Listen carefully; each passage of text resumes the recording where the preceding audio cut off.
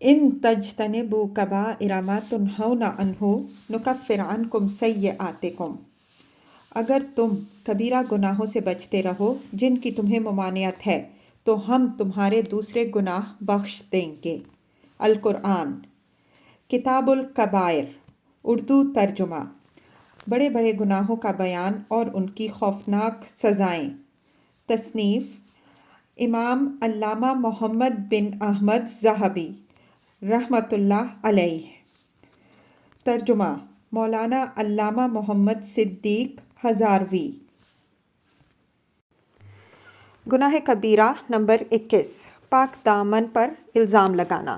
ارشاد خداوندی ہے، ان الذین یرمون المحصنات الغافلات المؤمنات لعنوا فی الدنیا والآخرہ ولہم عذاب عظیم یوم تشہد علیہم السنتہم وایدیہم وارجلہم بما کانوا یعملون۔ سورہ نور آیات 23 تا 24۔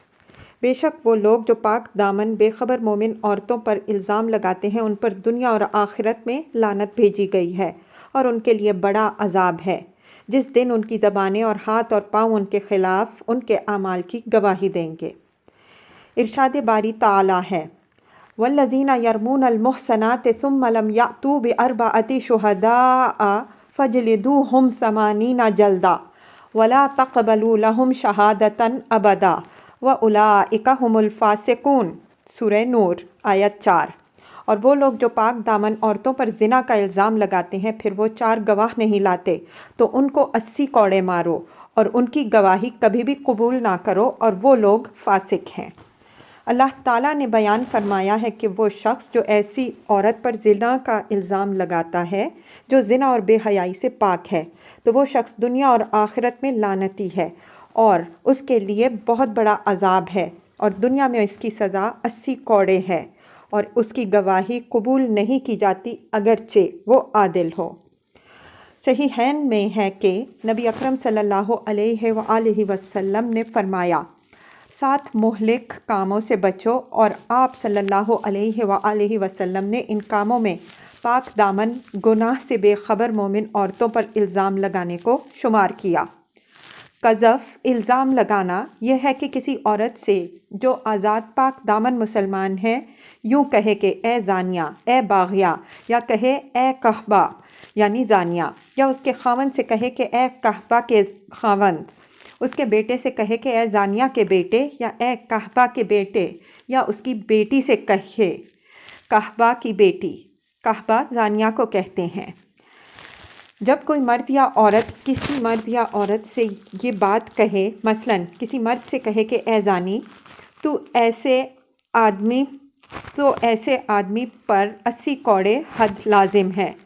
ہاں، وہ اپنے دعوے پر 4 گواہ لائے جسے اللہ تعالیٰ نے ذکر فرمایا، یعنی 4 آدمی اس کی سچائی کی گواہی دیں کہ اس نے فلاں مرد یا عورت کو جو کچھ کہا ہے اس میں یہ سچ ہے۔ اگر وہ گواہ پیش نہ کر سکے تو وہ عورت یا مرد جس پر الزام لگایا ہے سزا کا مطالبہ کریں تو اسے کوڑے لگائے جائیں۔ اسی طرح جب اپنے غلام یا لونڈی پر الزام لگائے اور کہے اے زانیہ یا اے قحبہ، کیونکہ صحیحین میں نبی اکرم صلی اللہ علیہ وآلہ وسلم سے ثابت ہے کہ آپ صلی اللہ علیہ وآلہ وسلم نے فرمایا، جو شخص اپنے غلام پر زنا کا الزام لگائے اس شخص کو قیامت کے دن سزا ملے گی، البتہ یہ کہ وہ غلام اسی طرح ہو جس طرح اس نے کہا۔ اکثر جاہل لوگ اس قسم کے برے کلام میں مبتلا ہیں، انہیں دنیا اور آخرت میں سزا ملے گی۔ اسی لیے صحیحین میں رسول اکرم صلی اللہ علیہ وآلہ وسلم سے ثابت ہے، آپ صلی اللہ علیہ وآلہ وسلم نے فرمایا، بے شک آدمی ایسا کلمہ کہتا ہے کہ اس میں جو کچھ بیان کرتا ہے اس کے ذریعے جہنم میں اتنا دور گرتا ہے جتنا فاصلہ مشرق اور مغرب کے درمیان ہے۔ حضرت معاذ رضی اللہ عنہ نے پوچھا، یا رسول اللہ صلی اللہ علیہ وآلہ وسلم، کیا ہماری گفتگو پر بھی مواخذہ ہوگا؟ آپ صلی اللہ علیہ وآلہ وسلم نے فرمایا، اے معاذ، تیری ماں تجھے گم پائے، یہ عربوں میں محاورہ ہے، بد دعا نہیں۔ لوگ جہنم میں منہ کے بل اپنی زبانوں کی کاٹی ہوئی فصل کے ذریعے بھی جائیں گے۔ ایک حدیث شریف میں ہے، جو شخص اللہ تعالیٰ اور آخرت کے دن پر ایمان رکھتا ہے اسے چاہیے کہ اچھی بات کہے یا خاموش رہے۔ اللہ تعالیٰ نے قرآن پاک میں ارشاد فرمایا، ما یلفظ من قول الا لدیہ رقیب عتید، سورہ قاف آیت 18۔ کوئی بات وہ زبان سے نہیں نکالتا کہ اس کے پاس ایک محافظ تیار نہ بیٹھا ہو۔ حضرت عقبہ بن عامر رضی اللہ عنہ نے عرض کیا، یا رسول اللہ صلی اللہ علیہ وآلہ وسلم، نجات کیا ہے؟ تو آپ صلی اللہ علیہ وآلہ وسلم نے فرمایا، اپنی زبان کو روکو اور گھر میں رہو، بلا ضرورت باہر نہ جاؤ اور اپنے گناہوں پر رو۔ اور قوموں میں سے اللہ تعالیٰ سے زیادہ دور وہ شخص ہے جس کا دل سخت ہے۔ رسول اکرم صلی اللہ علیہ وآلہ وسلم نے فرمایا، اللہ تعالیٰ کے ہاں لوگوں میں سے سب سے زیادہ ناپسندیدہ وہ شخص ہے جو فحش کلام ہے اور بری گفتگو کرتا ہے۔ اللہ تعالیٰ ہمیں بھی اور تمہیں بھی اپنے فضل و کرم سے ہماری زبانوں کے شر سے بچائے، بے شک وہ جواد و کریم ہے۔ گناہ کبیرہ نمبر 22، مال غنیمت میں خیانت، یعنی بیت المال اور زکوٰۃ کے مال میں خیانت کرنا۔ ارشاد خداوندی ہے، ان اللہ لا یحب الخائنین، سورہ انفال آیت 58۔ بے شک اللہ تعالیٰ خیانت کرنے والوں کو پسند نہیں کرتا۔ وما کان لنبی ان یغل ومن یغلل یأتی بما غل یوم القیامہ، سورہ آل عمران آیت 61۔ اور خیانت کرنا کسی نبی کے شایان شان نہیں، اور جو شخص خیانت کرے گا وہ قیامت کے دن اسی چیز کو لائے گا جو اس نے خیانت کی۔ صحیح مسلم میں حضرت ابو ہریرہ رضی اللہ تعالیٰ عنہ سے مروی ہے، فرماتے ہیں کہ ایک دن نبی اکرم صلی اللہ علیہ وآلہ وسلم ہمارے درمیان کھڑے ہوئے اور آپ نے خیانت کا ذکر کرتے ہوئے اس کے معاملے کو بہت بڑا گناہ قرار دیا۔ پھر فرمایا کہ میں ہرگز تم میں سے کسی ایک کو اس طرح نہ پاؤں کہ وہ قیامت کے دن اس حالت میں آئے کہ اس کی گردن پر اونٹ آواز نکال رہا ہو۔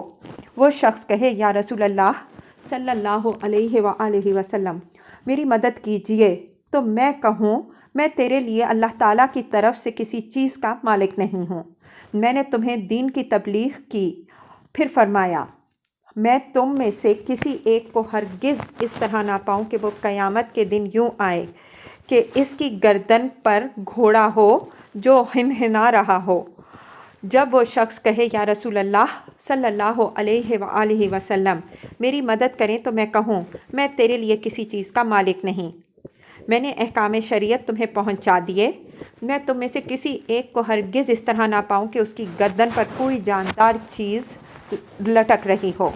وہ کہے، یا رسول اللہ صلی اللہ علیہ وآلہ وسلم، میری مدد کیجیے، تو میں کہوں، میں تیرے لیے کسی چیز کا مالک نہیں ہوں، میں نے تجھے دین کی تبلیغ کی، اور میں تم میں سے کسی کو ہرگز یوں نہ پاؤں کہ اس کی گردن پر کپڑے وغیرہ پھڑ پھڑا رہے ہوں۔ اور وہ کہے کہ یا رسول اللہ صلی اللہ علیہ وآلہ وسلم، میری مدد کیجیے، تو میں کہوں، میں تیرے لیے کسی چیز کا مالک نہیں، میں نے تبلیغ دین کا فریضہ انجام دے دیا، اور میں تم میں سے کسی ایک کو اس طرح نہ پاؤں کہ وہ قیامت کے دن اس طرح آئے کہ اس کی گردن پر روپیہ پیسہ ہو۔ وہ کہے کہ یا رسول اللہ صلی اللہ علیہ وآلہ وسلم، میری مدد کیجیے، تو میں کہوں، میں تیرے لیے کسی چیز کا مالک نہیں، میں نے تمہیں احکام شریعت پہنچا دیے۔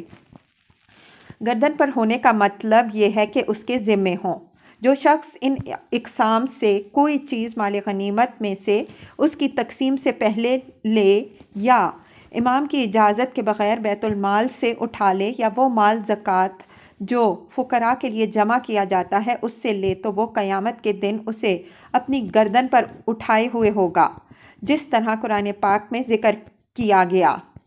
وَمَن يَغْلُلْ يَأْتِ بِمَا غَلَّ يَوْمَ الْقِيَامَةِ، سورہ آل عمران آیت 161۔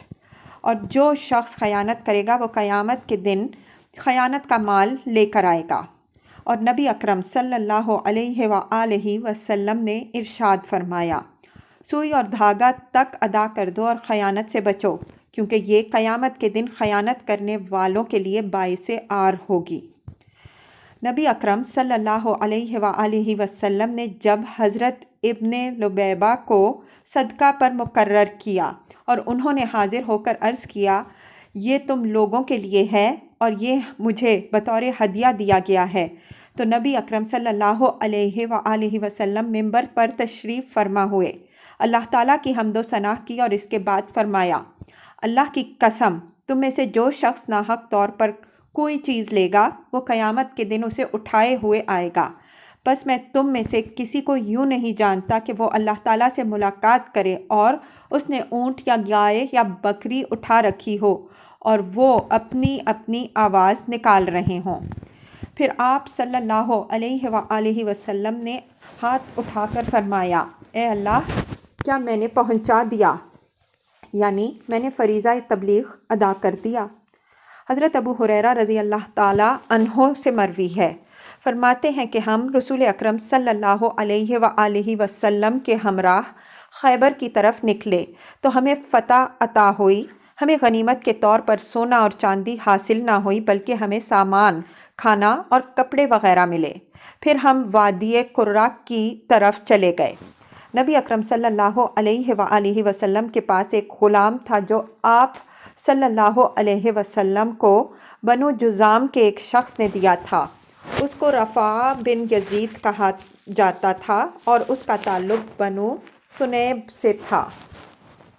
جب ہم وادی میں اترے تو نبی اکرم صلی اللہ علیہ وآلہ وسلم کا غلام کھڑا ہوا اور کجاوا کھولنے لگا۔ اتنے میں ایک تیر آیا جس سے اس کی موت لکھی ہوئی تھی۔ ہم نے کہا، یا رسول اللہ صلی اللہ علیہ وآلہ وسلم، اسے شہادت کی موت مبارک ہو۔ آپ صلی اللہ علیہ وآلہ وسلم نے فرمایا، ہرگز نہیں، اس ذات کی قسم جس کے قبضہ قدرت میں میری جان ہے، ایک شملہ چوڑی چادر جو اس نے مال غنیمت سے اس کی تقسیم سے پہلے لی تھی اس پر آگ کی طرح شعلہ زن ہے۔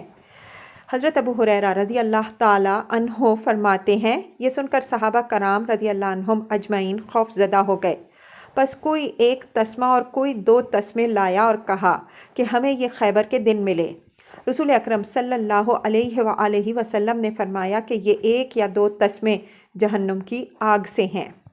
حضرت عبداللہ بن عمر رضی اللہ تعالیٰ عنہما سے مروی ہے، فرماتے ہیں کہ رسول اکرم صلی اللہ علیہ وآلہ وسلم کے سامان پر ایک شخص مقرر تھا جسے کرکرہ کہا جاتا تھا۔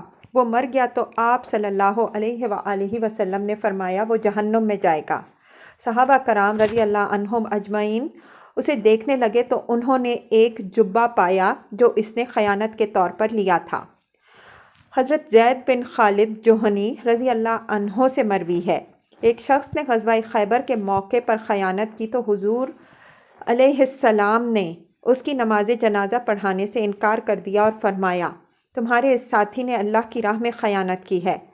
فرماتے ہیں ہم نے اس کے سامان کی تلاشی لی تو یہودیوں کا ایک منکا پایا جو 2 درہم کے مساوی تھا۔ حضرت امام احمد رحمۃ اللہ علیہ فرماتے ہیں، ہم نہیں جانتے کہ حضور علیہ الصلاۃ والسلام سوائے خیانت کرنے والے کے کسی کی نماز جنازہ پڑھنے سے انکار کرتے، اور رسول اکرم صلی اللہ علیہ وآلہ وسلم سے مروی ہے کہ آپ صلی اللہ علیہ وآلہ وسلم نے فرمایا، اموال جو زکوٰۃ لینے پر مقرر ہیں کو جو تحفے دیے جاتے ہیں وہ خیانت ہے۔ نبی اکرم صلی اللہ علیہ وآلہ وسلم مقروض کی نماز جنازہ بھی نہیں پڑھتے تھے جب تک قرض کی ادائیگی نہ ہوتی یا کوئی اپنے ذمے نہ لے لیتا۔ اس باب میں بے شمار احادیث مبارکہ ہیں، ان میں سے بعض ظلم کے بیان میں ذکر کی جائیں گی، اور ظلم کی 3 قسمیں ہیں۔ نمبر 1، ناحق طریقے سے مال کھانا۔ نمبر 2، بندوں پر قتل، مار پیٹ، ہڈی وغیرہ توڑنے اور زخمی کرنے کے ذریعے ظلم کرنا۔ نمبر 3، اور لوگوں کو گالی دینے، لعن طعن کرنے اور الزام تراشی کے ذریعے ظلم کرنا۔ نبی اکرم صلی اللہ علیہ وآلہ وسلم نے منا میں خطبہ دیتے ہوئے فرمایا، سنو، بے شک تمہارے خون یعنی جانیں تمہارے مال، تمہاری عزتیں تم پر اسی طرح حرام ہیں جس طرح تمہارے آج کے دن کی تمہاری اس مہینے میں اور تمہارے اس شہر میں حرمت ہے۔ اور نبی اکرم صلی اللہ علیہ وآلہ وسلم نے فرمایا، اللہ تعالیٰ طہارت کے بغیر نماز اور خیانت یعنی چوری وغیرہ کے مال سے صدقہ قبول نہیں کرتا۔ ہم اللہ تعالیٰ سے اس عمل کا سوال کرتے ہیں جسے وہ پسند کرتا ہے اور اس پر راضی ہے، بے شک وہ جواد و کریم ہے۔ گناہ کبیرہ نمبر 23، چوری کرنا۔ ارشاد خداوندی ہے، السارق والسارقۃ فاقطعوا ایدیہما جزاء بما کسبا نکالا من اللہ واللہ عزیز حکیم۔ سورہ مائدہ آیت 38۔ چوری کرنے والے مرد اور چوری کرنے والی عورت کے ہاتھ کاٹ دو، یہ ان کے عمل کا بدلہ ہے، اللہ تعالیٰ کی طرف سے سزا ہے اور اللہ تعالیٰ غالب اور حکمت والا ہے۔ حضرت ابن شہاب رحمہ اللہ فرماتے ہیں، اللہ تعالیٰ نے لوگوں کے مال چوری کرنے کی سزا ہاتھ کاٹنا رکھی ہے، اور اللہ تعالیٰ چور سے بدلہ لینے میں غالب ہے، اور ہاتھ کاٹنے کے سلسلے میں جو سزا واجب کی ہے اس کی حکمت کو جاننے والا ہے۔ نبی اکرم صلی اللہ علیہ وآلہ وسلم نے فرمایا، جب زانی زنا کرتا ہے تو وہ کامل مومن نہیں ہوتا، اور نہ چور چوری کرتے وقت کامل مومن ہوتا ہے، لیکن توبہ موجود ہے۔ حضرت ابن عمر رضی اللہ تعالیٰ عنہما سے مروی ہے، نبی اکرم صلی اللہ علیہ وآلہ وسلم نے ایک ڈھال کی چوری پر ہاتھ کاٹا جس کی قیمت 3 درہم تھی۔ حضرت عائشہ رضی اللہ تعالیٰ عنہا فرماتی ہیں، نبی اکرم صلی اللہ علیہ وآلہ وسلم دینار کے چوتھے حصے اور اس سے زیادہ کی چوری پر ہاتھ کاٹتے تھے۔ ایک روایت میں ہے کہ نبی اکرم صلی اللہ علیہ وآلہ وسلم نے فرمایا، ڈھال کی قیمت سے کم مال کی چوری پر ہاتھ نہ کاٹا جائے۔ حضرت عائشہ رضی اللہ تعالیٰ عنہا سے پوچھا گیا کہ ڈھال کی قیمت کیا ہے تو انہوں نے فرمایا 4 دینار۔ ایک اور روایت میں ہے کہ آپ صلی اللہ علیہ وآلہ وسلم نے فرمایا، 4 دینار کی چوری پر ہاتھ کاٹو لیکن اس سے کم پر نہ کاٹو۔ ان دنوں دینار کا چوتھائی 3 درہم اور دینار 12 درہم کا تھا۔ ایک حضرت ابو ہریرہ رضی اللہ تعالیٰ عنہ سے مروی ہے، فرماتے ہیں کہ رسول اکرم صلی اللہ علیہ وآلہ وسلم نے فرمایا، اس چور پر اللہ تعالیٰ کی لعنت ہو جو ایک انڈا چوری کرتا ہے تو اس کا ہاتھ کاٹا جاتا ہے، اور رسی چوری کرتا ہے تو اس کا ہاتھ کاٹا جاتا ہے۔ حضرت عامش رحمہ اللہ فرماتے ہیں، ان لوگوں کا خیال تھا کہ لوہے کا انڈا مراد ہے، اور اس کے بارے میں یہ خیال تھا کہ جس کی قیمت 3 درہم ہو۔ حضرت عائشہ رضی تعالیٰ عنہا سے مروی ہے، فرماتی ہیں، بنو مخزوم کی ایک عورت سامان ادھار لیتی اور اس کا انکار کر دیتی۔ ایک مرتبہ چوری کرنے پر نبی اکرم صلی اللہ علیہ وآلہ وسلم نے اس کا ہاتھ کاٹنے کا حکم دیا۔ اس کے گھر والے حضرت اسامہ بن زید رضی اللہ تعالیٰ عنہ کے پاس آئے اور اس بارے میں آپ سے گفتگو کی۔ انہوں نے نبی اکرم صلی اللہ علیہ وآلہ وسلم سے ذکر کیا۔ آپ صلی اللہ علیہ وآلہ وسلم نے فرمایا، اے اسامہ، تم اللہ تعالیٰ کی حدود میں سے ایک حد کے بارے میں سفارش کرتے ہو۔ پھر آپ صلی اللہ علیہ وآلہ وسلم کھڑے ہوئے اور خطبہ دیتے ہوئے فرمایا، بے شک تم سے پہلے لوگ ہلاک ہوئے کہ جب ان کا کوئی معزز آدمی چوری کرتا تو وہ اسے چھوڑ دیتے، اور جب کوئی کمزور شخص چوری کرتا تو اس کا ہاتھ کاٹ دیتے۔ اس ذات کی قسم جس کے قبضہ قدرت میں میری جان ہے، اگر فاطمہ بنت محمد صلی اللہ علیہ وآلہ وسلم ورضی اللہ تعالیٰ عنہا بھی چوری کرتی تو میں اس کا ہاتھ کاٹ دیتا۔ چنانچہ آپ صلی اللہ علیہ وآلہ وسلم نے اس مخزومیہ کا ہاتھ کاٹ دیا۔ حضرت عبد الرحمن بن جریر رضی اللہ تعالیٰ عنہ سے مروی ہے کہ فرماتے ہیں، ہم نے حضرت فضالہ بن عبید سے پوچھا کہ کیا چوری کا ہاتھ اس کے گلے میں لٹکانا سنت ہے؟ انہوں نے فرمایا، نبی اکرم صلی اللہ علیہ وآلہ وسلم کے پاس ایک چور لایا گیا، آپ نے اس کا ہاتھ کاٹنے کا حکم دیا، پھر حکم دیا کہ اس کا ہاتھ اس کے گلے میں لٹکایا جائے۔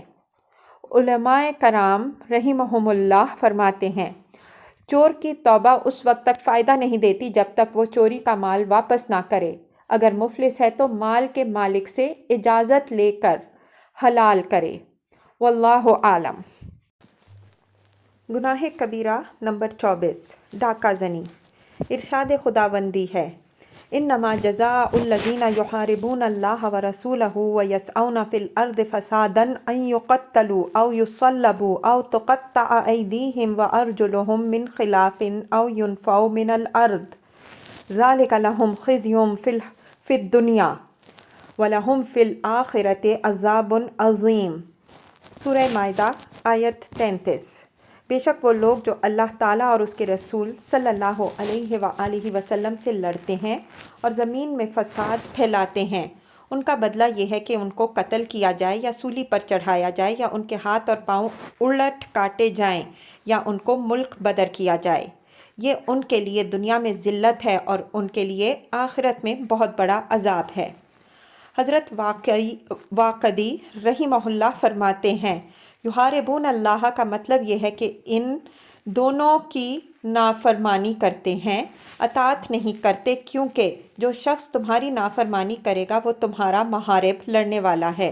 اور یسعون فی الارض فسادا کا مطلب یہ ہے کہ قتل، چوری اور لوگوں کے مال لینے کے ذریعے زمین میں فساد پھیلاتے ہیں، اور جو شخص مومنوں کے خلاف ہتھیار اٹھائے وہ اللہ تعالیٰ اور اس کے رسول صلی اللہ علیہ وآلہ وسلم سے لڑنے والا ہے۔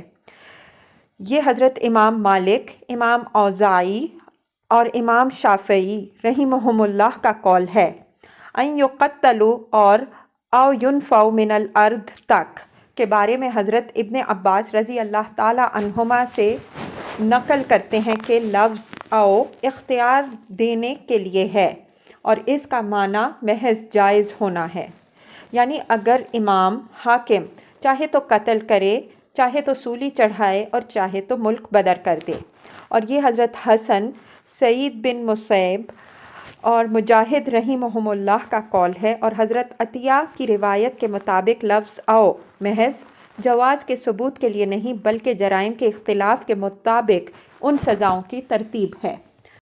بس جو قتل کرے اور مال بھی لوٹے اسے قتل کیا جائے اور سولی پر چڑھایا جائے، اور جو شخص صرف مال لے قتل نہ کرے اس کا ہاتھ کاٹا جائے، اور جو خون بہائے لیکن مال لینے سے رک جائے اسے قتل کیا جائے، اور جو مسافروں کو صرف ڈرائے اور خوف زدہ کرے اس کو ملک بدر کر دیا جائے۔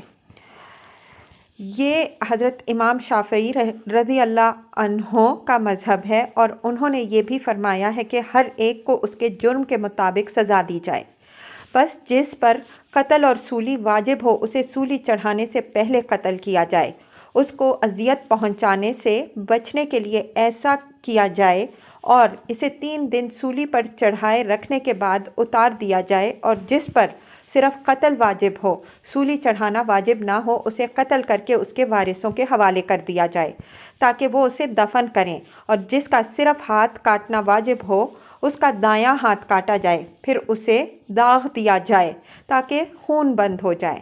اگر دوبارہ چوری کرے گا تو اس کا بایاں پاؤں کاٹا جائے، اگر تیسری بار بھی ایسا کرے تو اس کا بایاں ہاتھ کاٹا جائے، کیونکہ نبی اکرم صلی اللہ علیہ وآلہ وسلم سے مروی ہے۔ آپ صلی اللہ علیہ وسلم نے چور کے بارے میں فرمایا اگر چوری کرے تو اس کا ہاتھ کاٹو، پھر چوری کرے تو اس کا پاؤں کاٹو، اور پھر چوری کرے تو اس کا ہاتھ کاٹو، پھر چوری کرے تو اس کا پاؤں کاٹو۔ نیز حضرت ابو بکر صدیق رضی اللہ تعالی عنہ اور حضرت عمر فاروق رضی اللہ تعالی عنہ نے اس طرح کیا اور کسی صحابی نے ان کی مخالفت نہیں کی۔ ہاتھ کاٹنے کے بعد دوبارہ چوری پر بایاں پاؤں کاٹنے پر اتفاق ہے، اور اللہ تعالیٰ کے قول من خلاف کا یہی معنی ہے۔ اور ارشاد خداوندی او ینفوا من الارض کے بارے میں حضرت ابن عباس رضی اللہ تعالی عنہما فرماتے ہیں کہ حاکم اس کا خون مباح قرار دے اور کہے کہ وہ جس شخص کو ملے وہ اسے قتل کر دے۔ یہ اس شخص کے بارے میں ہے جو اس پر قادر ہو، اور جو قابو میں آ جائے تو اس کو ملک بدر کرنے کا مطلب یہ ہے کہ قید کر دیا جائے، کیونکہ جب اسے قید کر کے ادھر ادھر آنے جانے سے روک دیا جائے گا تو اسے ملک بدر کر دیا گیا۔ ابن قتیبہ نے بعض قیدیوں کے لیے یوں اشعار کہے۔ ترجمہ: ہم دنیا سے نکل گئے حالانکہ ہم دنیا والے ہیں، ہم زندہ ہیں نہ مردہ۔ جب کوئی جیل کا داروغہ کسی دن ہمارے پاس کسی کام سے آتا ہے تو ہمیں تعجب ہوتا ہے اور ہم کہتے ہیں یہ دنیا سے آیا ہے۔ فرماتے ہیں کہ ڈاکہ ڈالنا اور لوگوں مسافروں کو ڈرانا بھی گناہ کبیرہ ہے، پس جب مال بھی لے، زخمی بھی کرے اور قتل بھی کرے تو ایسے گناہ کبیرہ کا مرتکب نہیں ہوگا تو کیا ہوگا؟ تو ایسے شخص نے کئی کبیرہ گناہ کیے، بلکہ اس کے ساتھ نماز کو چھوڑنا اور جو مال لیا اسے شراب نوشی، زناکاری اور بدفعلی پر خرچ کرنا کئی اور گناہ ہیں۔ ہم اللہ تعالیٰ سے ہر آزمائش اور ہر گناہ سے عافیت کا سوال کرتے ہیں، بے شک وہ جواد، کریم، غفور اور رحیم ہے۔ گناہ کبیرہ نمبر 25، جھوٹی قسم۔ ارشاد خداوندی ہے: ان الذین یشترون بعہد اللہ وایمانہم ثمنا قلیلا اولئک لا خلاق لہم فی الآخرہ ولا یکلمہم اللہ ولا ینظر الیہم یوم القیامۃ ولا یزکیہم ولہم عذاب علیم۔ آل عمران 77۔ بے شک وہ لوگ جو اللہ تعالیٰ کے وعدے اور اپنی قسموں کے بدلے تھوڑا مال لیتے ہیں، ان کے لیے آخرت میں کوئی حصہ نہیں ہے، اور اللہ تعالیٰ قیامت کے دن ان سے کلام نہ کرے گا، نہ ان کی طرف دیکھے گا اور نہ ہی ان کو پاک کرے گا، اور ان کے لیے دردناک عذاب ہے۔ حضرت واحدی رحمہ اللہ فرماتے ہیں کہ یہ آیت ان دو آدمیوں کے بارے میں نازل ہوئی جن کا جائیداد کے بارے میں جھگڑا ہوا۔ مدعی علیہ نے قسم کھانے کا ارادہ کیا تو اللہ تعالیٰ نے یہ آیت نازل فرمائی تو اس نے قسم کھانے سے انکار کیا اور مدعی کے حق کا اقرار کیا۔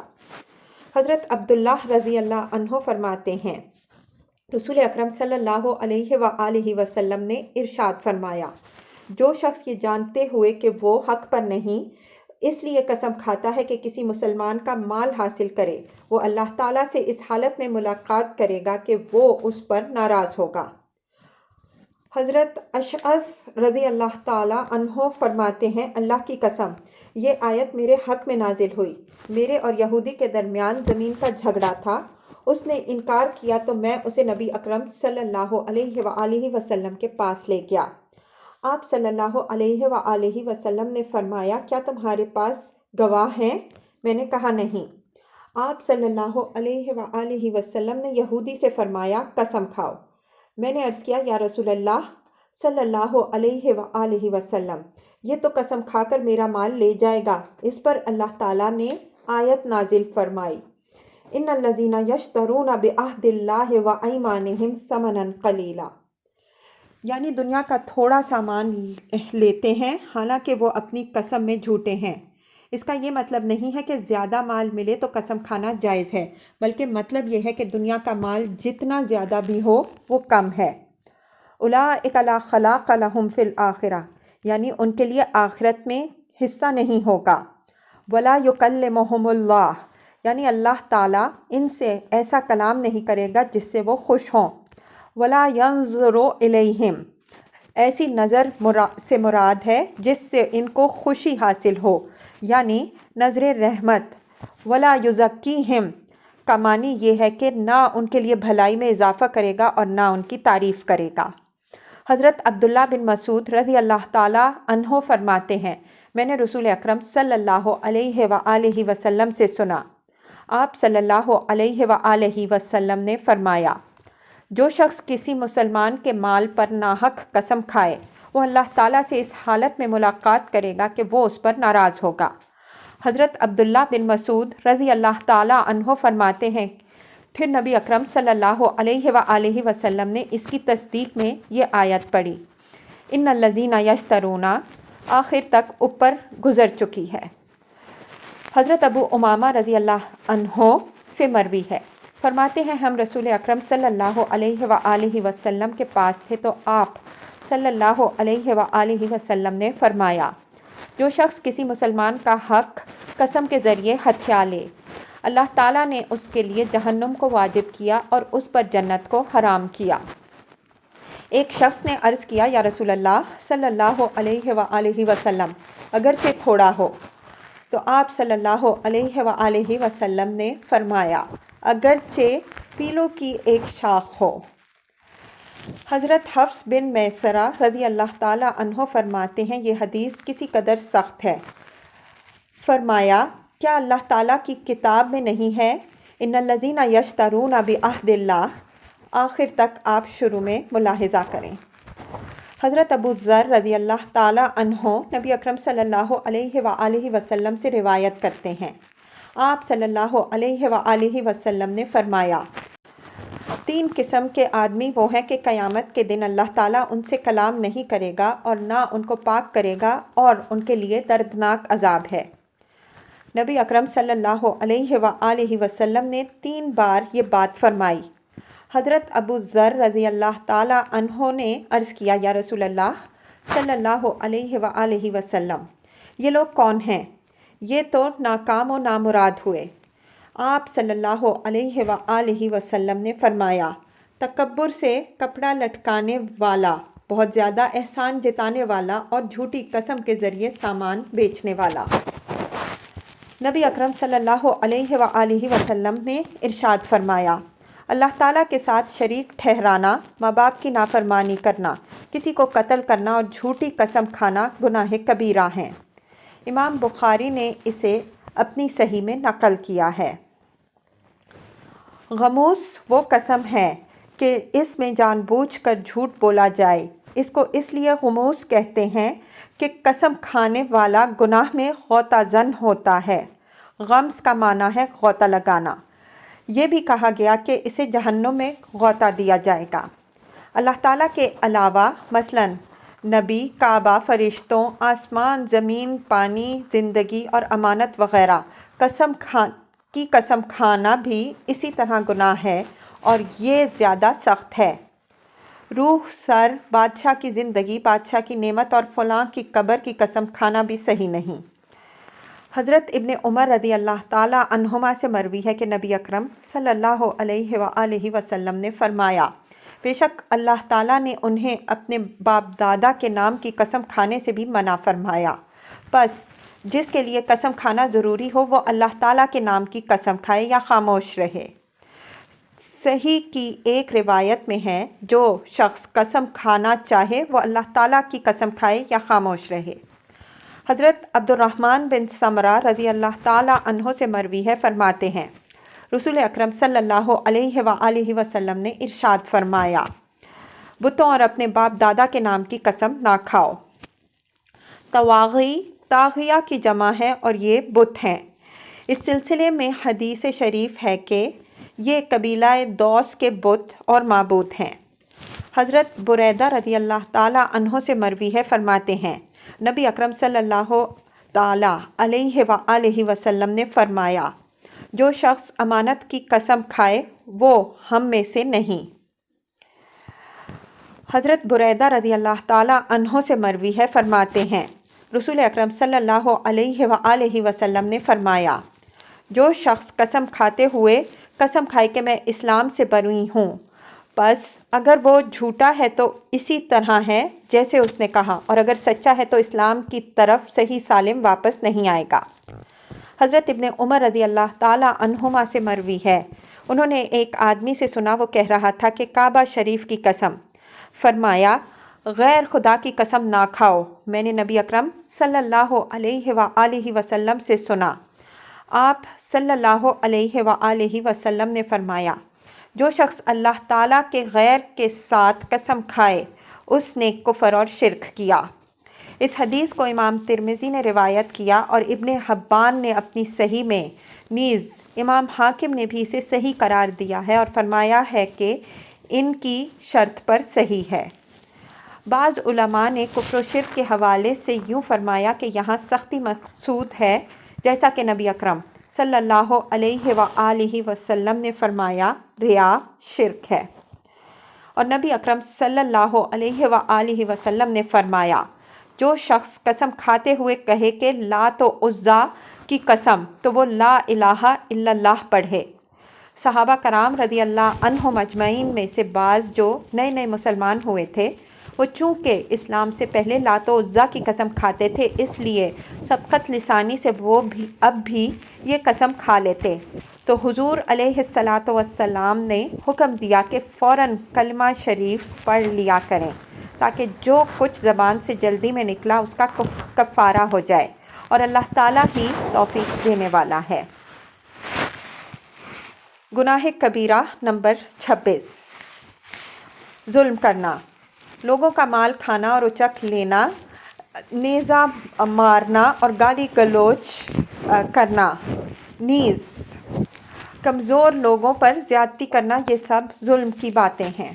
ارشاد خداوندی ہے، وَلَا تَحْسَبَنَّ اللَّهَ غَافِلًا عَمَّا يَعْمَلُ الظَّالِمُونَ إِنَّمَا يُؤَخِّرُهُمْ لِيَوْمٍ تَشْخَصُ فِيهِ الْأَبْصَارُ مُهْطِعِينَ مُقْنِعِي رُءُوسِهِمْ لَا يَرْتَدُّ إِلَيْهِمْ طَرْفُهُمْ وَأَفْئِدَتُهُمْ هَوَاءٌ وَأَنذِرِ النَّاسَ يَوْمَ يَأْتِيهِمُ الْعَذَابُ فَيَقُولُ الَّذِينَ ظَلَمُوا رَبَّنَا أَخِّرْنَا إِلَىٰ أَجَلٍ قَرِيبٍ نُجِبْ دَعْوَتَكَ وَنَتَّبِعِ الرُّسُلَ أَوَلَمْ تَكُونُوا أَقْسَمْتُم مِّن قَبْلُ مَا لَكُم مِّن زَوَالٍ وَسَكَنْتُمْ فِي مَسَاكِنِ الَّذِينَ ظَلَمُوا أَنفُسَهُمْ وَتَبَيَّنَ لَكُمْ كَيْفَ فَعَلْنَا بِهِمْ وَضَرَبْنَا لَكُمُ الْأَمْثَالَ۔ سورہ ابراہیم آیات 42 تا 45۔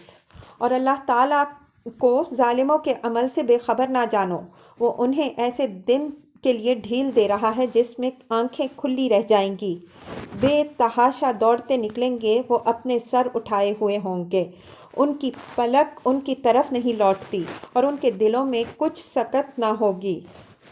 اور لوگوں کو اس دن سے ڈرائیں جس دن ان کے پاس عذاب آئے گا، تو وہ لوگ جنہوں نے ظلم کیا کہیں گے، اے ہمارے رب، ہمیں قریب کے وقت تک مہلت دے، ہم تیری دعوت کو قبول کریں اور رسولوں کی اتباع کریں۔ تو کیا تم نے پہلے قسمیں نہیں کھائی تھیں کہ ہمیں دنیا سے ہٹ کر جانا نہیں، اور تم ان لوگوں کے گھروں میں رہتے تھے جنہوں نے اپنے نفسوں پر ظلم کیا؟ تمہارے لیے واضح ہو گیا کہ ہم نے ان سے کیسا سلوک کیا، اور ہم نے تمہیں مثالیں دے کر بتایا۔ ارشاد خداوندی ہے، انما السبیل علی الذین یظلمون الناس، سورہ شورى آیت 42۔ بے شک ان لوگوں کا مواخذہ ہوگا جو لوگوں پر ظلم کرتے ہیں۔ ارشاد ربانی ہے، وَسَيَعْلَمُ الَّذِينَ ظَلَمُوا أَيُّ مُنقَلِبٍ يَنقَلِبُونَ، سورہ الشعراء آیت 22۔ اور ان قریب ظالموں کو معلوم ہو جائے گا کہ وہ کس طرف کو پھرتے ہیں۔ نبی اکرم صلی اللہ علیہ وآلہ وسلم نے ارشاد فرمایا، بے شک اللہ تعالیٰ ظالم کو مہلت دیتا ہے حتیٰ کہ جب اسے پکڑتا ہے تو نہیں چھوڑتا۔ پھر آپ صلی اللہ علیہ وآلہ وسلم نے یہ آیت کریمہ پڑھی، وَكَذَلِكَ أَخْذُ رَبِّكَ إِذَا أَخَذَ الْقُرَىٰ وَهِيَ ظَالِمَةٌ إِنَّ أَخْذَهُ عَلِيمٌ شَدِيدٌ، سورہ ہود آیت 102۔ اسی طرح تیرے رب کی پکڑ ہے جب وہ بستیوں والوں کو پکڑتا ہے جب کہ وہ ظالم ہوں، بے شک اس کی پکڑ سخت ہے۔ نبی اکرم صلی اللہ علیہ وآلہ وسلم نے ارشاد فرمایا، جس شخص کے ذمے اس کے مسلمان بھائی کا حق ہو، عزت کے حوالے سے ہو یا کوئی چیز ہو، تو اسے چاہیے کہ آج ہی اس سے بری الذمہ ہو جائے، ادا کر دے یا معاف کروا لے، اس سے پہلے کہ وہ وقت آئے جب اس کے پاس نہ کوئی درہم ہو اور نہ دینار۔ اگر اس کا اچھا عمل ہوگا تو وہ اس کے حق کے برابر لے لیا جائے گا، اور اگر اس کے پاس نیکی نہ ہوگی تو دوسرے آدمی کے گناہوں میں سے کوئی گناہ لے کر اس پر ڈال دیا جائے گا۔ نبی اکرم صلی اللہ علیہ وآلہ وسلم نے اللہ تعالیٰ سے نقل کرتے ہوئے فرمایا کہ اللہ تعالیٰ فرماتا ہے کہ اے میرے بندے، میں نے اپنے آپ پر ظلم کو حرام کیا، پس تم بھی ایک دوسرے پر ظلم نہ کیا کرو۔ رسول اکرم صلی اللہ علیہ وآلہ وسلم نے صحابہ کرام رضی اللہ تعالیٰ عنہم اجمعین سے پوچھا، کیا تم جانتے ہو کہ مفلس کون ہے؟ انہوں نے عرض کیا، یا رسول اللہ صلی اللہ علیہ وآلہ وسلم، ہم میں سے مفلس وہ شخص ہے جس کے پاس درہم اور دینار نہ ہوں۔ آپ صلی اللہ علیہ وآلہ وسلم نے ارشاد فرمایا، میری امت میں مفلس وہ ہے جو قیامت کے دن نماز، زکوٰۃ، روزے اور حج کی ادائیگی کے ساتھ آئے، لیکن وہ یوں آئے کہ کسی کو گالی دی ہوگی، کسی کا مال لیا ہوگا، کسی کی عزت پر ہاتھ ڈالا ہوگا، کسی کو مارا ہوگا اور کسی کا خون بہایا ہوگا، بس اس کے لیے اس کی نیکیوں سے لیا جائے گا اور اس دوسرے کو بھی اس کی نیکیوں میں سے دیا جائے گا۔ اب اگر ان کے حقوق ختم ہونے سے پہلے اس کی نیکیاں ختم ہو گئیں تو ان کے کچھ گناہ اس کے کھاتے میں ڈال دیے جائیں گے اور پھر اسے جہنم میں ڈال دیا جائے گا۔ یہ تمام احادیث صحائح ستہ میں ہیں۔ حدیث کی 6 کتابیں جن کو صحائح ستہ کہا جاتا ہے، یعنی صحیح بخاری، صحیح مسلم، جامع ترمذی، سنن ابی داؤد، سنن نسائی اور سنن ابن ماجہ۔ اور یہ حدیث پہلے گزر چکی ہے کہ جو لوگ اللہ تعالیٰ کے مال کو ناحق طور پر حاصل کرنا چاہتے ہیں، قیامت کے دن ان کے لیے جہنم کی آگ ہوگی۔ اور یہ حدیث بھی گزر چکی ہے کہ جب حضرت معاذ رضی اللہ تعالیٰ عنہ کو نبی اکرم صلی اللہ علیہ وسلم نے یمن کی طرف بھیجا تو فرمایا، مظلوم کی بد دعا سے بچنا، کیونکہ اس کے اور اللہ تعالیٰ کے درمیان کوئی حجاب نہیں۔ اور صحیح حدیث میں ہے کہ نبی اکرم صلی اللہ علیہ وآلہ وسلم نے فرمایا، جو شخص ایک بالشت زمین کے برابر بھی ظلم کرے، قیامت کے دن 7 زمینیں توق بنا کر اس کے گلے میں ڈال دی جائیں گی۔ بعض کتب میں ہے کہ اللہ تعالیٰ ارشاد فرماتا ہے، ان لوگوں کے لیے میرا غضب بہت سخت ہے جو ایسے لوگوں پر ظلم کرتے ہیں جو میرے سوا کوئی مددگار نہیں پاتے۔ اور کسی شاعر کا قول ہے، ترجمہ، اگر تمہیں طاقت حاصل ہے تو ہرگز ظلم نہ کرو، کیونکہ ظلم کا انجام ندامت ہے۔ تیری آنکھیں سوتی ہیں اور مظلوم جاگتا ہے اور تیرے خلاف بد دعا کرتا ہے، اور اللہ تعالیٰ سوتا نہیں، یعنی وہ مظلوم کی فریاد سنتا ہے۔ ایک بزرگ فرماتے ہیں، کمزور لوگوں پر ظلم نہ کرو، کسی دن برے طاقتور لوگوں میں سے ہو جاؤ گے۔ حضرت ابو ہریرہ رضی اللہ تعالیٰ عنہ فرماتے ہیں، سرخاب پرندہ اپنے گھونسلے میں کمزوری کی حالت میں ظالم کے ظلم کی وجہ سے مر جاتا ہے، یعنی ظالم کے خوف سے باہر نکل کر اپنی خوراک حاصل نہیں کر سکتا۔ کہا گیا کہ تورات میں لکھا ہے کہ قیامت کے دن پل صراط کے پیچھے سے ایک منادی ندا دے گا کہ اے ظالم سرکش لوگوں اور اے بدبخت مالداروں، اللہ تعالیٰ اپنی عزت و جلال کی قسم کھاتا ہے کہ اس پل سے کوئی ظالم پار نہیں جا سکے گا۔